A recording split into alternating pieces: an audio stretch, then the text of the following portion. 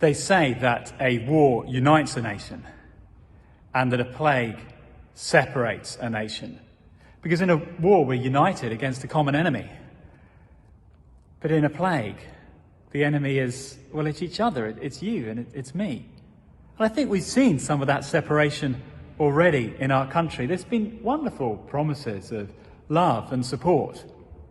But if you head to the loo roll aisle in the local supermarket, well, that talk of solidarity will pretty quickly feel as empty as the shelves in front of you. That's why it's so important that as Christians we stand together, we draw closer to each other, to the Lord Jesus at a time like this. Not because we're particularly special people, but because we have a particularly special hope. Here's what the writer to the Hebrews says. Let us hold fast to the confession of our hope, without wavering, for he who promised is faithful.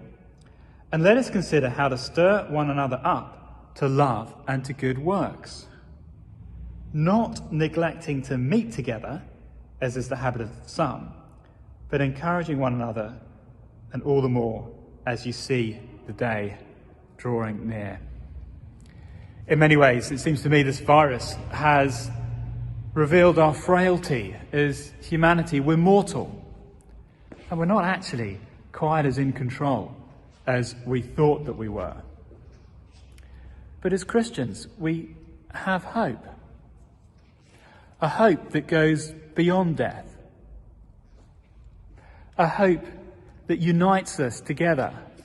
A hope in a God who is faithful, a God who isn't surprised by what's happening at the moment. So the reality is that over the next few weeks we won't be able to meet together physically in the way that we might hope. But let's keep trying to spur one another on to love and to good deeds. Let's keep meeting together as best we can, whether that is by phone or by email. We'll be live casting our Sunday services and our midweek home groups on Zoom, on the internet. Now, I know that can feel a little bit weird. And maybe we feel it's in some way not quite right. It doesn't feel the right way to do church. But let's keep trying to meet together as best we can in this environment. I think it will please the Lord if we keep trying to support each other. And actually, I think it will grieve him if we just give up on each other at a time like this. When we get these moments when we're out of routine, they can be a chance to pause, to reflect, to think, to draw closer to God. But equally, they can be a chance to drift away from him. Let's not just drown in a mountain of Netflix and emails. Let's use this as a time to draw closer to God.